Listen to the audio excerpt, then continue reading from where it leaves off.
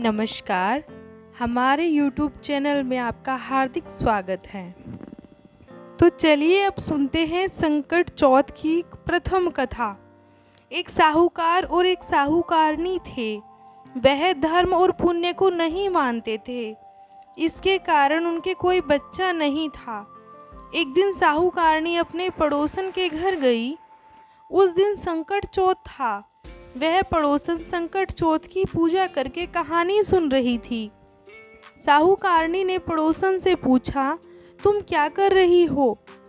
तब पड़ोसन बोली, आज चौथ का व्रत है, इसलिए कहानी सुन रही हूँ।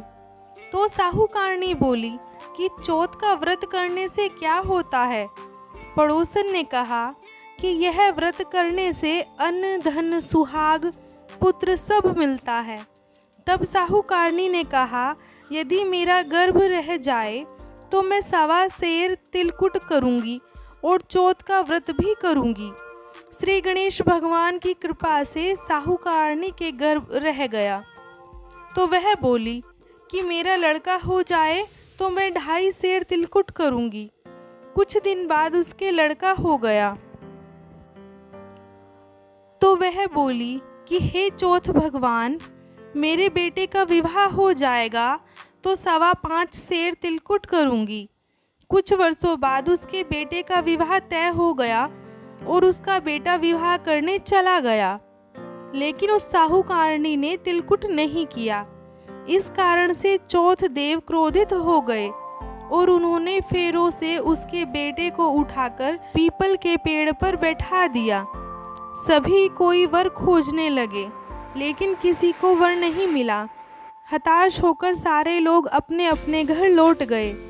इधर जिस लड़की से उस साहूकारनी के बेटे का विवाह होने वाला था, वह अपनी सहेलियों के साथ गणगौर पूजा के लिए जंगल में दूब लेने गई। तभी रास्ते में एक पीपल के पेड़ से आवाज आई, आ मेरी अर्धब्याही। यह बात सुनकर जब लड़की अपने घर आई, उसके बाद से वह धीरे धीरे सूखकर कांटा होने लगी। एक दिन लड़की की माँ ने कहा, मैं तुझे अच्छा खिलाती हूँ, अच्छा पहनाती हूँ, फिर भी तू सूखती जा रही है, ऐसा क्यों?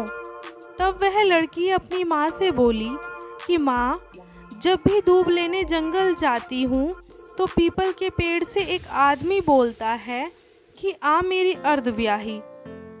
उसने मेहंदी लगा रखी है, सेहरा भी बांध रखा है।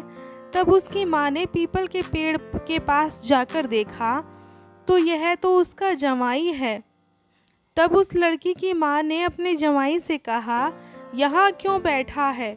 मेरी बेटी तो अर्धब्याही कर दी, अब क्या लेगा?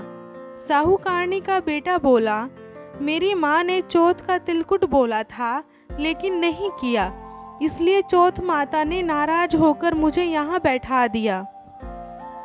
यह सुनकर उस लड़की की माँ साहूकारनी के घर गई और उससे पूछा कि तुमने संकट चौथ का कुछ बोला है क्या?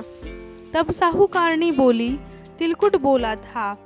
उसके बाद साहूकारनी बोली कि यदि मेरा बेटा आ जाए तो 2.5 मन का तिलकुट करूंगी।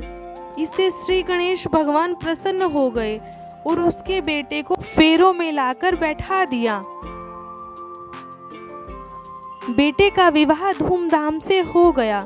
जब साहूकारनी के बेटे बहू घर आ गए, तब साहूकारनी ने 2.5 मन का तिलकुट किया और बोली, हे चौथ देव, आपके आशीर्वाद से मेरे बेटे बहू घर आए हैं, जिससे मैं हमेशा तिलकुट करके व्रत करूंगी। हे संकट चौथ, जिस तरह साहूकारनी को बेटे बहू से मिलवाया, वैसे सबको मिलवाना। इस कथा को कहने सुनने वाले का भला करना। बोलो संकट चौथ की जय। श्री गणेश देव की जय।